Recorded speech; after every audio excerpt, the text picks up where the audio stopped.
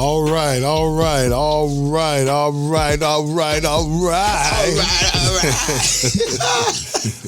winner's table, man. What's happening, man? Man, listen, man, Five, man. We just keep doing it, right? We keep doing it every single time. We're going to continue to do it, Cap. Man, we keep bringing the people real good. The winners. The winners, man. We keep bringing the winners because that's why we call it the winner's table. Man, what's happening? Listen. Man, we got a special guest. Well, all our guests are special. But this one right here, oh, my God, man. I mean, the guy means a lot to me. Every time I saw him when I used to be around him, right, man, he showed me nothing but love. Even after the league, he's still showing me love. Okay. You know what I mean? He played for the Jazz, you know what I'm saying? Jacksonville Jaguar. To the day I yeah, Duval. Without further ado, Richard Collier. My brother. What's going on, brother? How you doing, my brother? Welcome to the winner's table. Welcome to the winner's table, bro. Honored.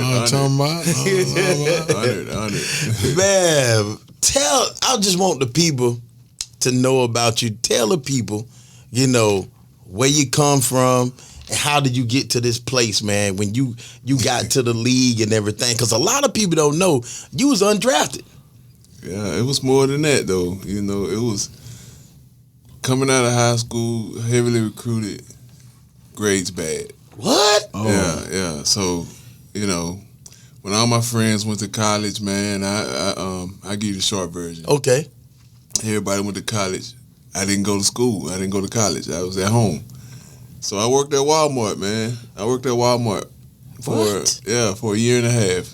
You know, and after about a year and a half of hearing, man, you big as hell. You need to be playing some ball somewhere. You don't play ball. You don't do this. You don't do that. I worked at Walmart in produce. What? Big joker back there with the orange. With the orange. Eating all the produce. Yeah.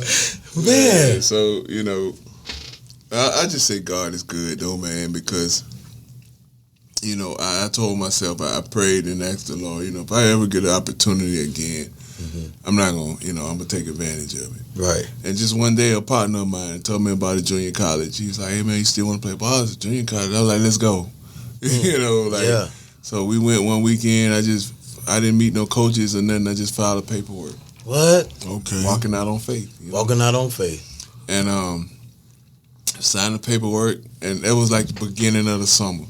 So I called the coaches all summer trying to, you know what, forget it. Ain't nobody answering the phone. I guess they like, I don't know this dude, you know. Yeah. And I said, I'm going to go there anyway. You know, I mean, I live in Louisiana. Right. And this is in Texas. Oh, man. So I just took the faith, man. I went, first day of school. Teacher was like, the counselor was like, you play football? I'm like, no, ma'am. But, you know, I've been trying to get in touch with the coaches. And she's like, come with me. Right. Introduced me to the coach. He looking at me, you know, like, who this big old joker right here? Right. And he was like, I just want an opportunity, you know, to walk on. I messed up all my chances, you know. You know, at this time I'm humbled, you know. Right. And he's like, yeah, you can try it. Tried out and got in, and a few weeks later I was starting and, you know, got in shape and played ball and went to Valdosta State. Right. You know, won that championship and took off from there, man. Yeah. It was crazy. Won't he do it? I always tell everybody I went through the back road to the NFL. You know what I'm saying?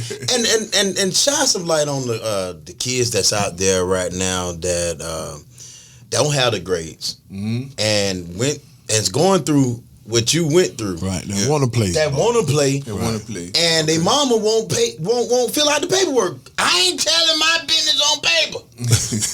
But first of all, I'll say, you know, with me,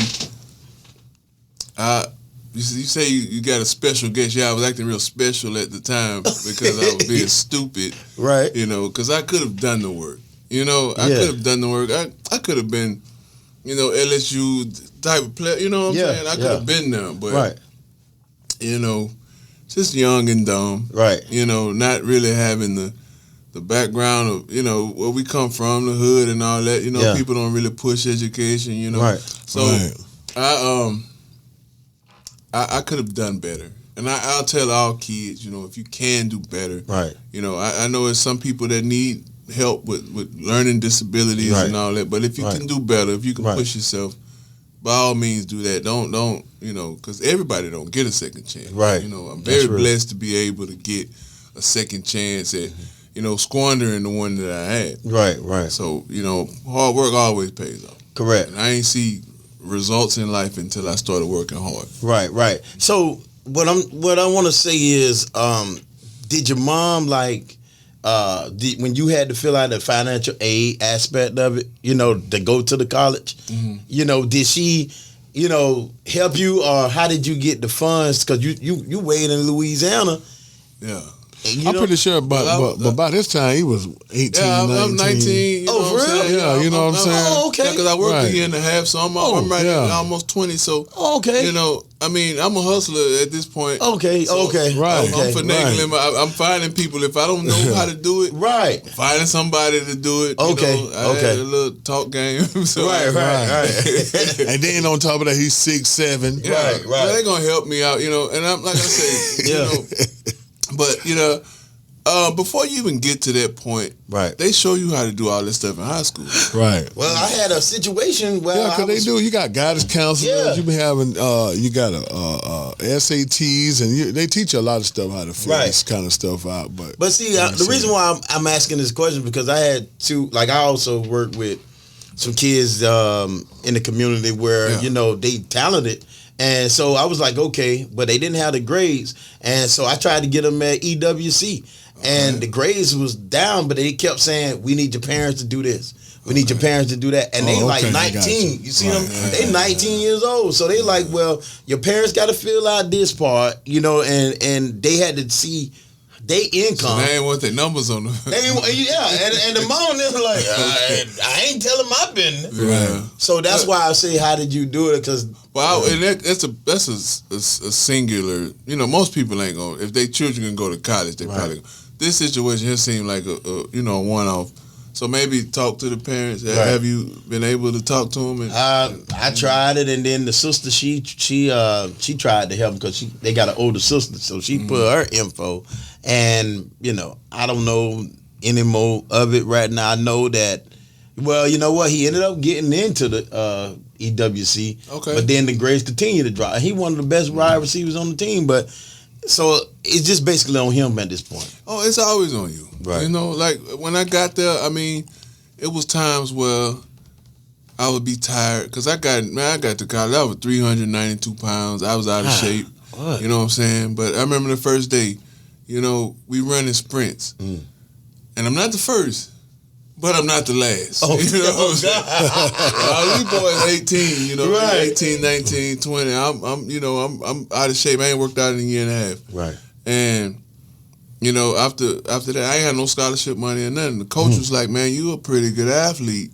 You know, and he was like, I tell you what, I pay for your meal plan. I didn't know how I was going to eat, you know what I'm saying? Like I wasn't even worried about it, though. Right. But he was like, this is a two-way street. You scratch my back, I scratch yours. Right. Say no more, you know. Say like kids say less, you know. So with understanding that, like all you gotta do is just do your part. Right. You can't do nothing that you can't control. Right. Let God handle the rest. And that's what continued to happen throughout. Like the next semester, I was full scholarship. You know what I'm saying? So with all the hard work, just from 5 months of hard work, like you back on track to where you want to be. Right. You know. Right. And I just looked at it like that, man. Like always grind. Right. Always grind. It's like on you said, man. Hard work pays off. You got to work hard at what you're trying to do. Right. Anything, man. It's not just football, but anything. Life, period. You know, I work hard as a father, as a husband. I try to push it, you know, and be the best that I can be. I always question myself. What can you do? You know, I really do it as a father. Right. With my boys, I'm like, what can you do to be a better father? You know, every day they leave the house to go to school. I'm like, did you do enough? Did you say enough? You know, right. But I think people need to be we're in a society now where everybody wants the results right now. Right now. You know, it's a microwave, Yeah. world we live in. Right. And I knew it was going to be a process. I wasn't even thinking about the NFL. I just wanted to maximize my opportunities. Right. And going back to school for me, that was the start of it. Right. So you did how many years in junior college? And I did 3 semesters in junior college. I transferred to Valdosta State. I did 3 semesters there. Right. And then, at this time. What about? I didn't mean to cut you off. What about college players getting paid? What you think about that? I like it. I love it. They should get paid because colleges are making a whole bunch of money out the back. So I think so. They've been paying college players anyway, but now it's an opportunity to do it legally, legally, and up front.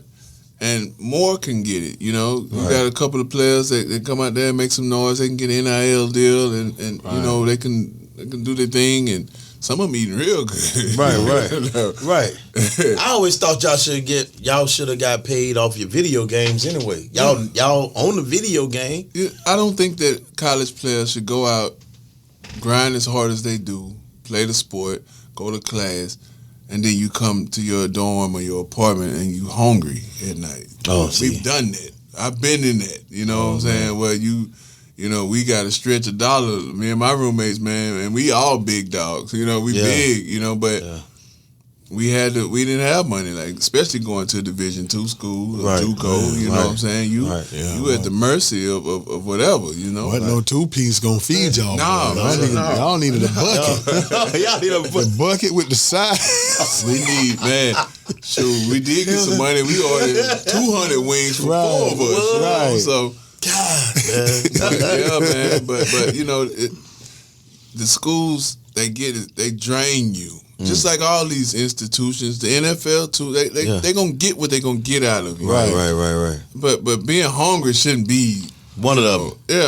Yeah. Hunger shouldn't be nothing in college. I mean, you go to these big institutions and these kids can't eat after a certain time. Man, that's crazy. It's crazy. That should be the minimal, Let me give them something to eat. Now, I seen, like college, when y'all, the players come to hotels when they have to play games and stuff like that. I see that they feed y'all and have y'all video game rooms and different things of that nature, but that still don't justify the fact that they don't feed y'all throughout like that. Yeah, it was illegal to give kids. I mean, you couldn't even eat a bagel with a kid at one point in time. What? The NCAA had it tied up so crazy, man. It was like a dictatorship. So they opened it up.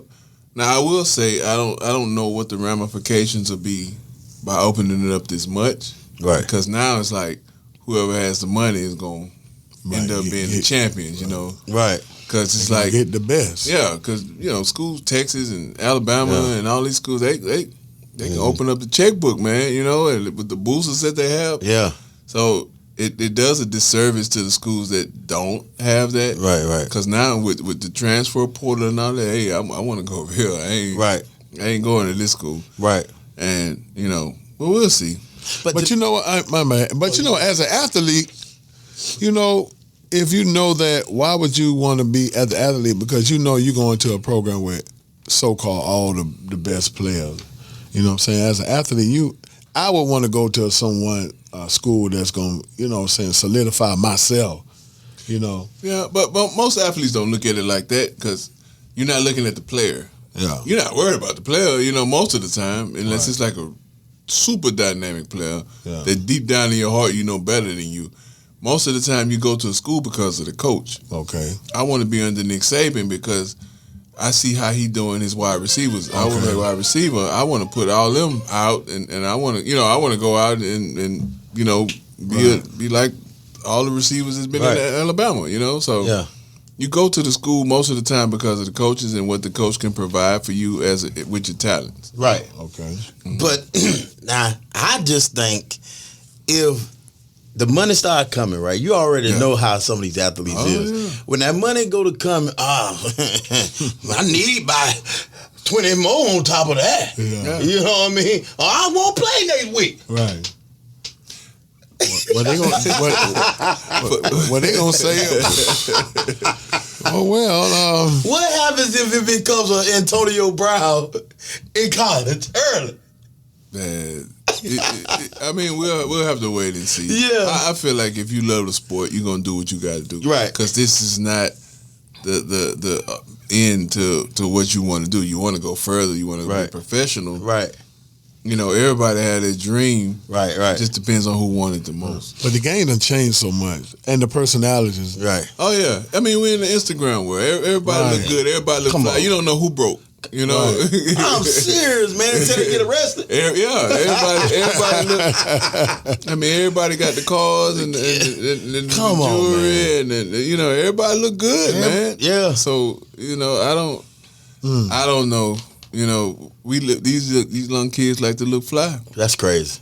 Well, listen. So up until all that, right, when you in the struggle, you didn't got so far, man, and you done won your championship and all that, and you made it to Valdosta State, and it got to the point where draft day was coming, and it finally got there.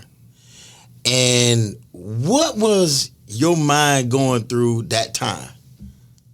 Well, I mean, I knew I wasn't gonna be first round. You know, coming from where I come from, and you know, I just wanted an opportunity. Right. You know, I was like, just let me get in the door like I did in JUCO. Right. Just let me get in there. I'm gonna hustle my way in there. I'm gonna make it happen. Right. Because I know what I can do. Right. But you know, I was hopeful to get drafted somewhere. You know, I talked to a lot of teams before the draft. I came and met with the Jaguars. And I met with Pittsburgh and Oakland and you know, a lot of teams. Right. So I'm like, I'm on the radar.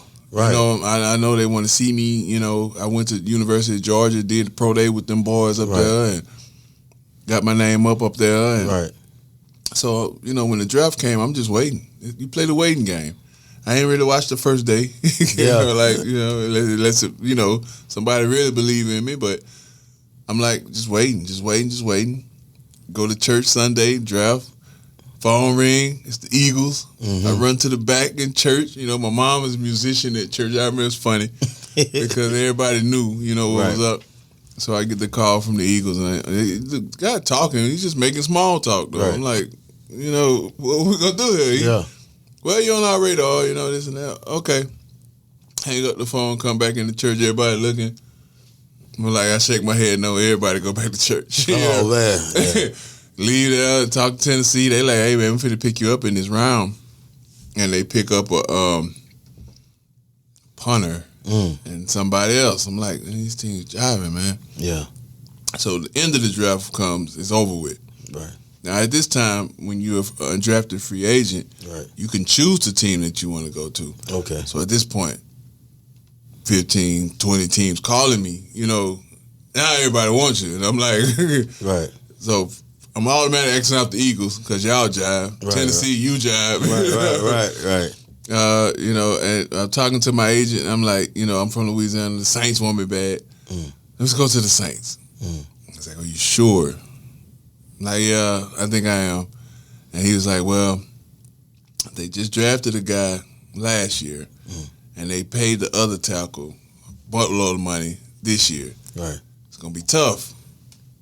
And then I was like, I don't care, man. And then as I'm saying it, I see the 904 area code on my phone. So I'm like, hold on, let me take this.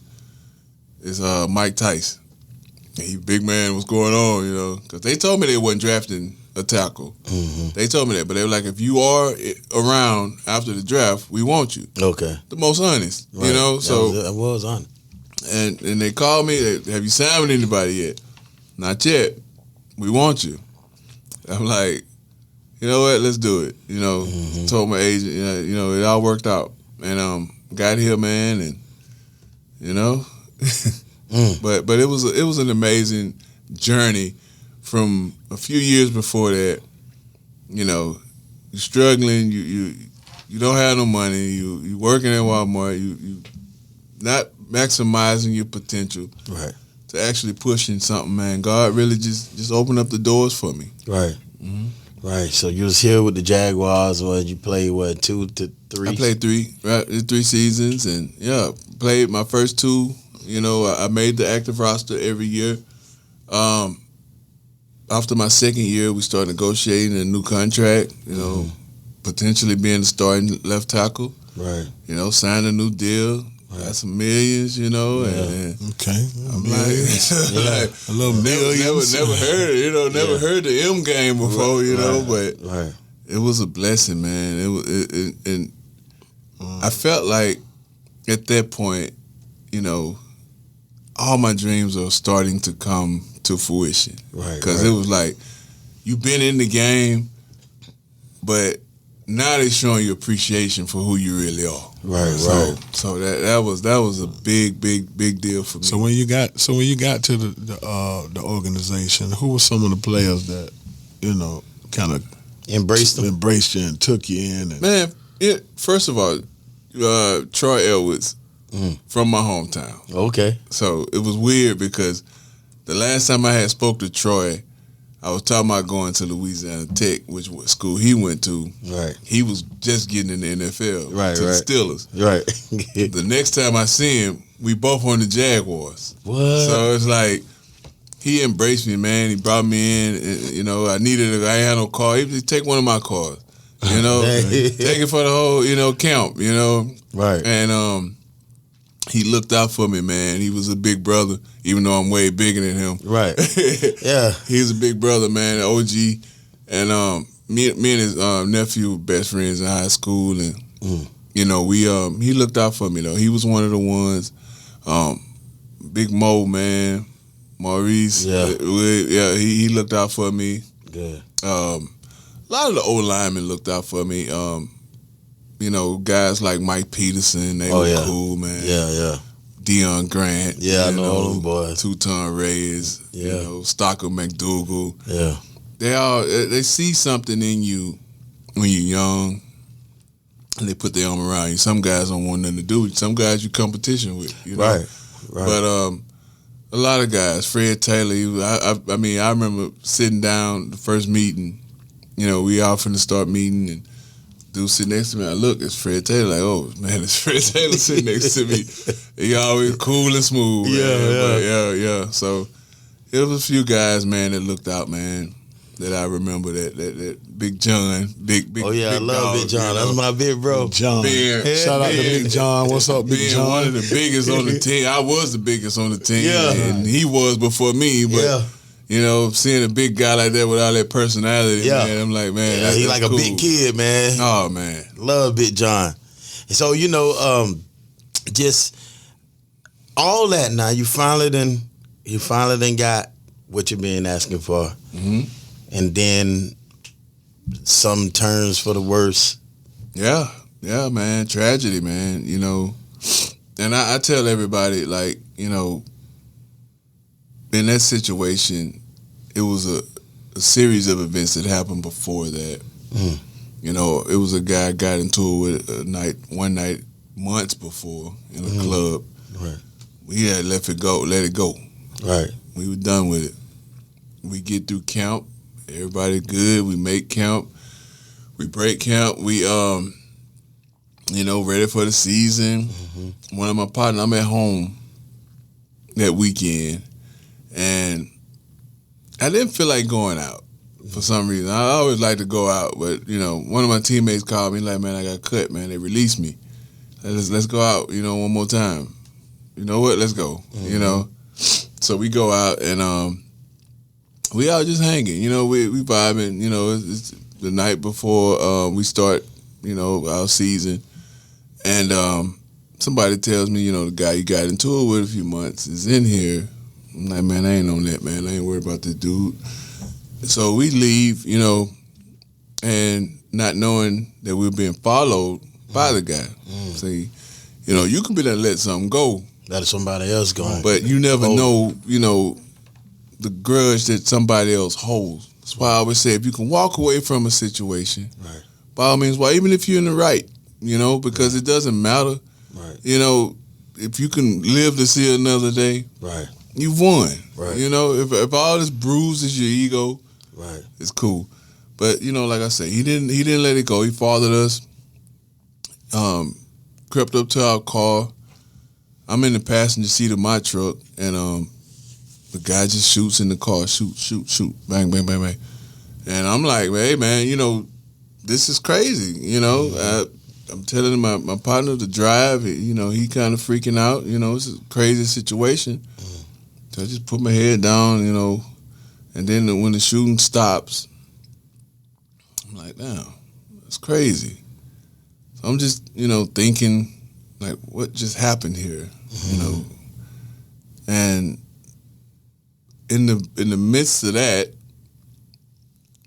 like a few seconds later, in my mind it was a few seconds later, but I hear, like, I feel a bump, and I open my eyes, and I'm in an ambulance. Like, oh, like, how did this? Like, I didn't even, didn't hear ambulance, didn't see nobody grab me, put me on a gurney. Now I'm in an ambulance, and they panicking. They, people talking to me. They doing stuff to me. They doing this, and I'm like, what's going on? I'm asking about my friend, and they're like, you the only one. And I'm like, what does that mean? And, and the guy's counting. I say, oh man, he has some here, right here. We got some here. Realizing later on that he was counting bullet holes. You know what I'm saying? So I'm like, man, I got shot. Now, I don't feel pain.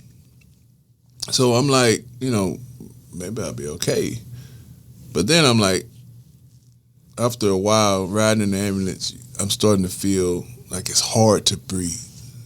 And, I tell people the scariest moments of your life is when you feel like your life is leaving you. Like, it's a slow, like, scary, like, uncontrollable situation. Right. So I'm like, man, like, damn, what's going on? Like, I'm kind of afraid, and I don't, I'm just looking up at the lights, and that's the last thing that I remember of that night. Now it's weird because I've gone on to meet so many people from that night. Oh, I was there. I told you, Carl. Or I was in the ambulance with you, and I put the IV in your arm when you got to the hospital. And all kind of people that I've met, and I've kind of pieced the story together from then.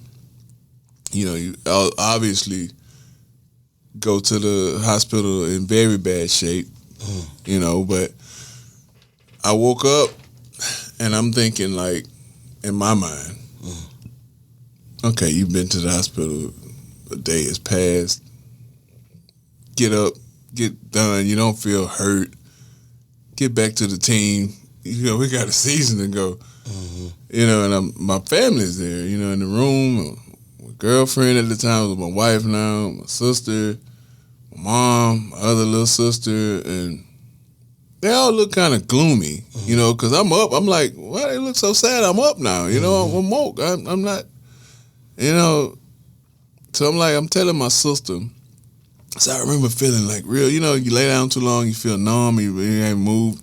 Get me up, man. I need help. I need help getting up so I can walk around. And she just busts out crying. Now, if you know my sister, she is overly dramatic about everything in life. Like, man, come on, bro. Like, chill out, She like, you can't get up right now. I'm like, what you mean I can't get up right now? I want to get up. I feel numb. And she's like, they had to cut your leg. I'm like, cut my leg? And I'm like, what are y'all talking about? And everybody's kind of, like gloomy. Everybody, bring my nurse in. And they brought the nurse in. And I'm like, listen, tell me everything that's wrong with me. And she hit me, man, and it was like a ton of bricks. She was like, first of all, you're paralyzed from the waist down. You had your left leg amputated above the knee. You've been shot 14 times. You had pneumonia. You had this. We had to do all these surgeries to keep you alive. Oh my God. And I'm like, instantly I thought about football and how it was over. And it was like all that work. And you think about that, but then you think about one thing about me. I try to make every glass half full. Right. you are alive. Like, who survives 14 shots? I ain't know you got shot at. You know, you hear 14, about it in the news. You know, man, to be honest, I was on the way. Matter of fact, I was passing on the street of that club that night. Yeah. See, cause I'm 47. Yeah. Me too. And I can't think of the club name, but Martini. Martini. We was there. Yeah. I was on the street, and we seen everything going on. We was like, "What's going on?" You know what I'm saying? They were like, "Oh, somebody got shot," and we got out the car. They were like, "It's a Jaguar player." I'm like, "What? Who?" Yeah. At the time, nobody, they didn't know the name. All they know is it was a Jaguar player. Yeah, man, I was on that street that night going to the Martini. Yeah, it's crazy. It was so many stories about that situation, man. Yeah, it was girls involved. It was this. Yeah, that's what they said. It was girls involved. I mean, it was a situation. We were out, we were hanging. You know, I'm with my partner. We out skirt chasing. You know what I'm saying? Yeah.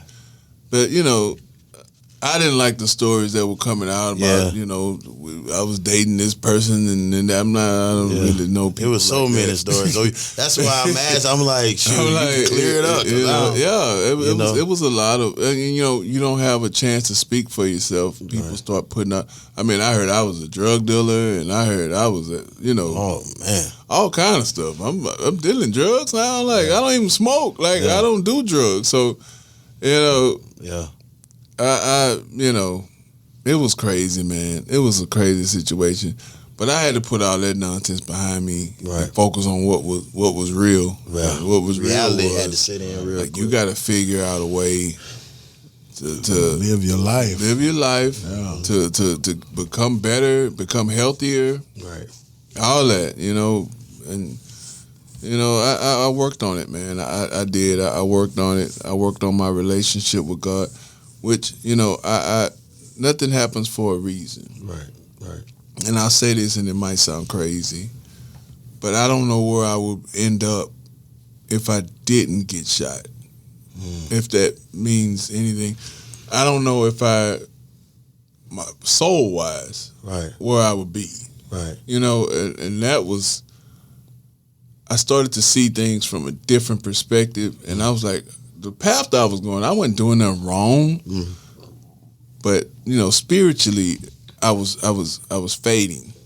So, it got me revamped, with my relationship with the Lord, because that's where I come from, and it helped me a lot of different perspectives, and I can adapt to that because so I have kidney issues. Yeah, and. It just happened 3 years ago. I definitely don't know how it feels to be shot, but I definitely know how it feels to stop breathing. Yeah. When my lungs and stuff filled up with fluid, and I'm struggling for breath, and like you, I woke up tubes. I'm. And then, like you said, long story short, you get a new lease on life, and you wake up trying to live. You wake up trying to live every day. Yeah. You don't take anything for granted. Because you don't know whether you're going to have a good day this day or how your day's going to go. You wake up and you try to live and you eat good, right? So, like you said, man, things like my soul, I was doing a lot of things. I wasn't a bad guy, but I was doing a lot of things that I shouldn't have been doing. Drugs, stuff like that, partying, you know what I'm saying? And I was a DJ. Yeah. So I was living the nightlife. Yeah. But like I said, when all that happened to me, man, my whole life changed. I started having a new outlook and perspective on life.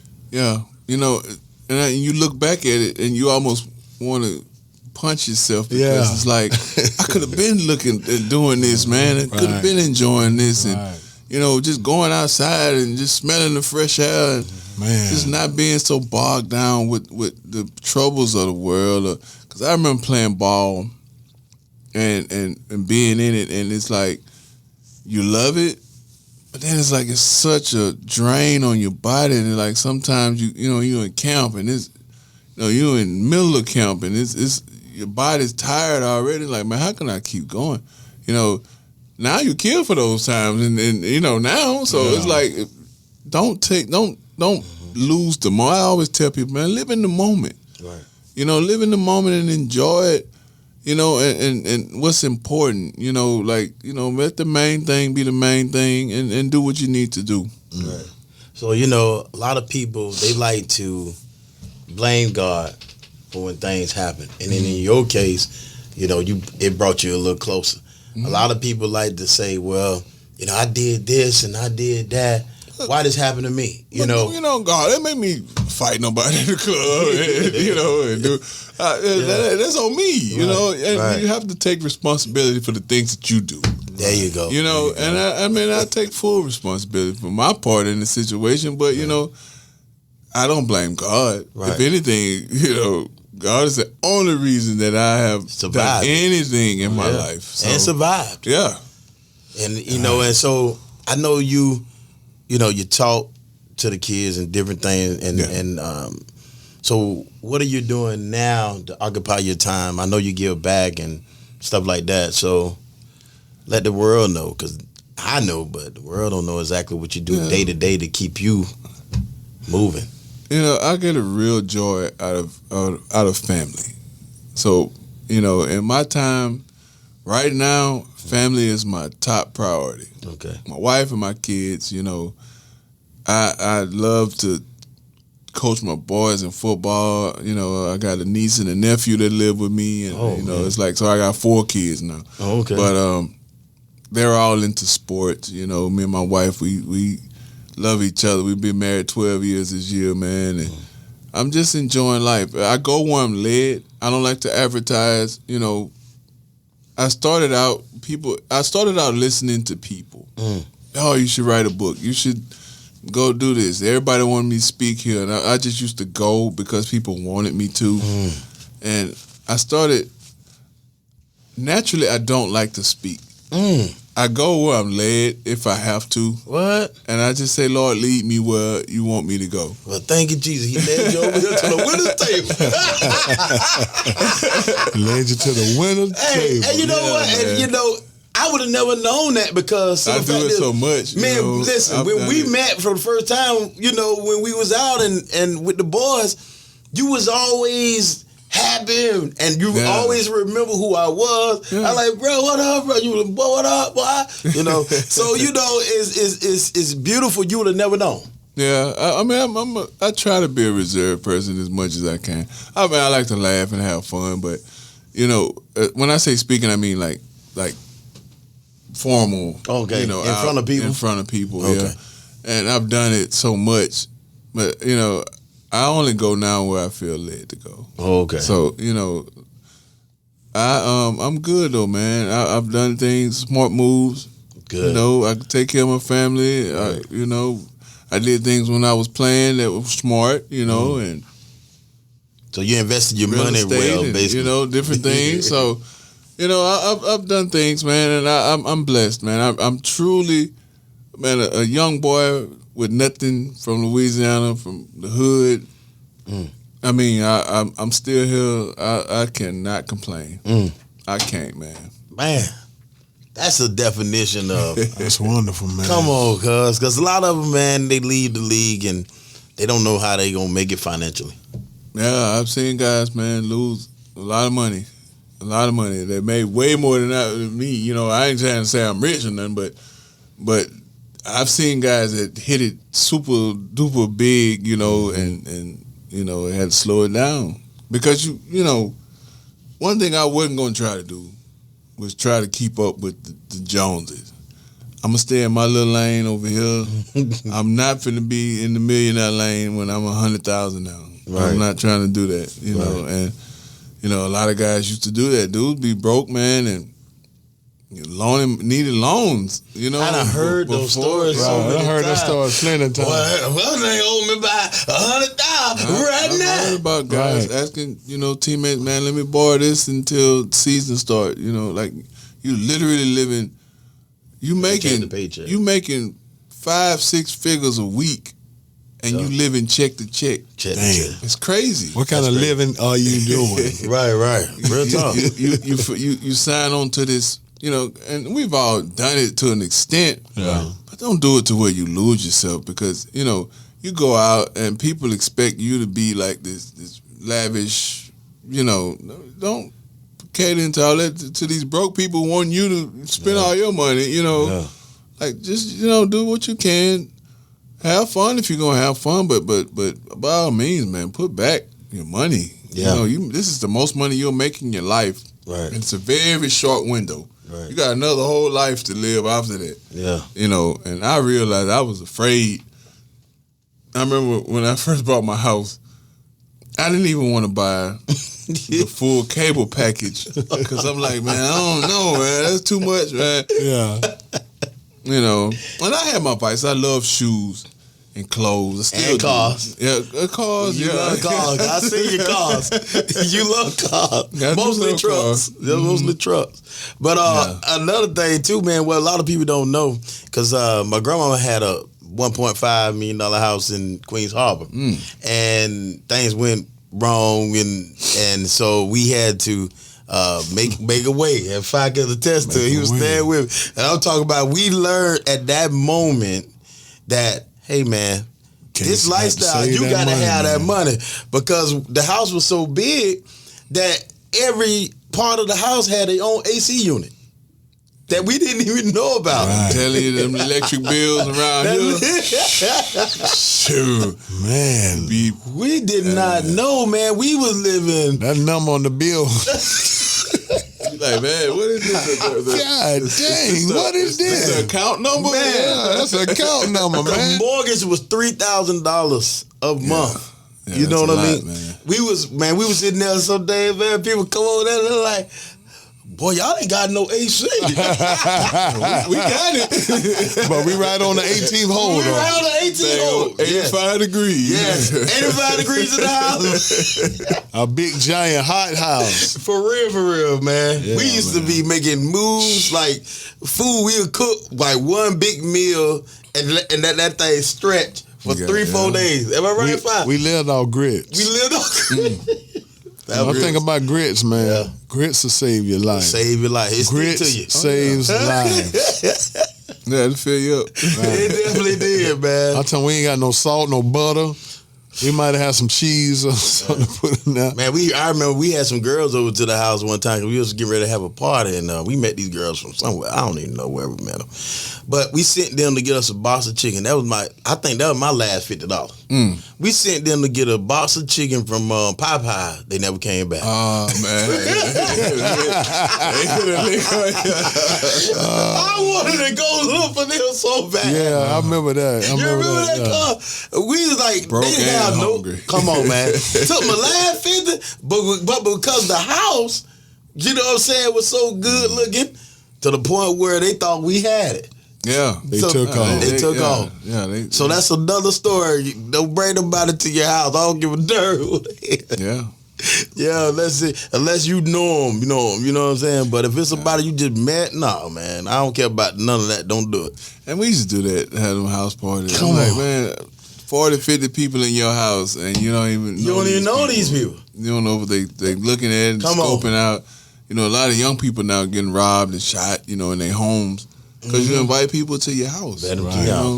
If you're going to party, rent a venue somewhere. Don't have people in your home when you lay your head. That's it. That was a lesson learned for us, man. We definitely learned all that, man. Because we stayed right down the street from Greg Jones. And Jimmy. Jimmy lived around the corner. Smell. Yeah, Jimmy lived around the corner. Even Leftwich lived around the corner. Yeah, but a lot of boys lived in Queens Harbor, man. Yeah. I was like, I don't want to live over there. I live somewhere nice, but not over there. It was some good days, but it was tough. It was some tough good days. Yeah, it was some tough good days, man. Yeah, man. Yeah. So but you learned reality quick. Oh yeah, right.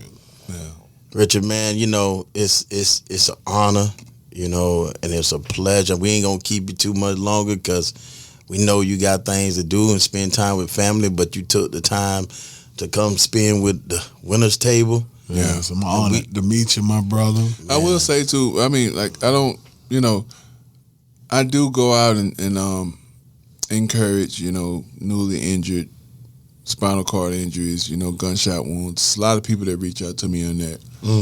And I will always come out no matter, so if you reach out to me, if you have a newly injured, or somebody not newly injured, I know how this game can be, the disability game. You're not looked at as a person. People look at you as somebody that needs help, and that's patient. not the case. Yeah, we want to be looked at as normal. So being a representative of the group of people, I always like to speak up for them because people often overlook that class. So just advocating for the disability family, man, and just tell people to keep pushing. Right. Literally and figuratively, keep pushing because you can have a good life. Laying in that hospital bed, I didn't know how my life was gonna be. I was thankful. I was appreciative of being alive, but I didn't know what. I mean, when you can't move, when you was just a star athlete and can do everything, it's a different game. So I had to find psychological. Oh yeah, man. I had to get effect. strong, man, mental, and but through God, man, I got the strength and push forward, and I'm here, man. I'm loving life. Yes. I gotta go grocery shopping with my wife when I leave here. Right. And she make me drive everywhere, and life is good, but I didn't know what it would be. Right. Having sons, it was a real scare for me at first. Right. Because the enemy was like, well, how are you going to teach your sons how to play football? Right. How are you going to show them how to do? You can't walk, But God, let me show you what I can do. Right. And I ain't even touched the tip of it's just the tip of the iceberg of what can go on. Right. But, I train my boys now. Right. And I don't even think about it. We go out and do what we need to do. If it's something that I need shown, my wife said, hey, I get out there and show them how to do it. So, we're a family, we're a team. And, I've surrounded myself with great people. Yes, sir. And that's key factor too. That's it. That's key factor, man. Hey, you feel me? You got to separate the weed from the wheat, man. That's it. You got You to in the get the league. bad stuff out your guard, man, so you can grow. You in the NFL, your phone never stops ringing. Everybody want a piece of you. Everybody want to be your friend. All the guys want to hang with you. All the girls want to be with you. It's a non-stop just grab at you. Right. Hey, invest in this. Hey, well, come hang out over here. Hey, what you doing?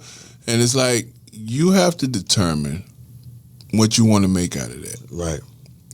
I've learned a lot since then, but people want to be around you when they think you're doing right. Yeah. So I want you to think that I ain't doing nothing Right. now because I'm good. Yeah. And my circle is small and strong. Right. You know what I'm saying? I don't need that big circle. Right. I'm gonna put you on the spot when I saw you in your neighborhood one time that you was out doing your workout. And what did I do? I pulled the car over. Bro, what up? I made you recognize that this me. Yeah. Because at the end of the day, I haven't seen you since the incident. Yeah. You know what I mean? So I wanted you to know, hey man, I'm pulling for you now too. Yeah. Yeah, I stopped doing that in the neighborhood because, man, people be looking. Yeah. And, sometimes people are amazed. Yeah. I'm like, I'm just pushing. Right. But some people, they veering over towards you. And I'm like, man, I got hit out here. So I push in my neighborhood. Yeah. But I don't go outside the neighborhood no more because I'm like, man, I stay in the gates. Right. Yeah. That's real. That was the same way, man. Because come on. But another thing, too, on another note, too, is like, we got to give a shout out to your wife. Oh, no doubt. The reason why we got to give a shout out to his wife, got to, because a lot of women will jump ship. With jump ship. So you was able to see that this woman is for you during the good times and the bad. And the bad. I got to rock, man. I'm just full disclosure, I haven't always been the best man. I haven't always done as what we I all to do. Yeah, right. But for us, we got back to a level of understanding and just, you know, because I met my wife in college. You know what I'm saying? So she was there when Rich had the Suburban that ran out of gas. Oh, Lord. On campus. You know what I'm saying? and it sat there for a week, you know, because he had no money in school. No money, get no gas. So, you know, she's seen it all. She's seen the grind. She's seen it all. And, you know, when you wake up and open your eyes in the hospital, man, and she's still there, you know, because I was, you know, so hurt by her, you know, hurting her. Like, hey, you know, if you want to leave me, I understand. This is a tough situation all the way around. It's more than just me getting hurt. You know what I'm saying? There's other stuff involved, girls involved. It's this and that. So if you want to leave me, oh, she was there during that time? yeah. Oh my Yeah, God. like I said, I ain't always. That's why, hey man, I don't hide anything because all of the story of who I am got me to this point. So I don't try to sugarcoat nothing. I don't sugarcoat to people why I lie when it's your story. You know, you make it what you make it, Right. and I don't try to be something that I'm not. I'm not perfect. I've worked hard, but I've sinned hard too. You know, in life. So I am who I am. Right. But yeah, you know, waking up and having to deal with not just, you know, injuries. You've hurt people. You know, you got to figure out how you're going to fix this. Right. You know, and, you know, my wife told me, she was my girlfriend at the time. And I didn't want her to have to go through that. Like, why you want to deal with me? But when people love you, man, it's a strong thing. And it's really solid to have somebody that will stand by you through that. You know, so, you know, I'm truly blessed. Not about no money, not about no football, just about the people that God put in my life. I'm truly blessed. Yeah. Well, y'all heard it, man. Another awesome winners table, man. We can't say. I'm touched. You know what I mean? Because he's saying stuff, you know what I'm saying? I'm identifying with my own life. So I appreciate you, brother, for coming and sharing your story, you know what I'm saying? Sharing your pain, and you know what I'm saying? By you doing that, I done learned something about myself just then. Yeah, man, I appreciate it, man. And we all learn from each other. That's real. You know? That's real. So y'all out there in TV land, man, don't never give up. YouTube land, don't never give up, man. You know, you gonna go through things in life. Right. But it's trial and tribulations that you have to accomplish. You got to go through to accomplish, and get past it and move forward in life and be great. Right. You know, every day ain't gonna be perfect. You know, every day ain't gonna be great. You know, it's times that we all felt like giving up, and you know what I mean. We all felt like that, but we know we not those guys that's gonna give up. We gonna keep pushing, and we encourage everybody out there today to keep doing the same thing. Keep doing it. Keep pushing. It's the winner's table. That's why it's the winner's table. You feel me? So I'm Tony D. My co-host Fire Red, man. You already know. And my big bro right here, you already know him, Richard Collier. Thank you so much for coming, bro. We love you, baby. We love you, my brother. And we are.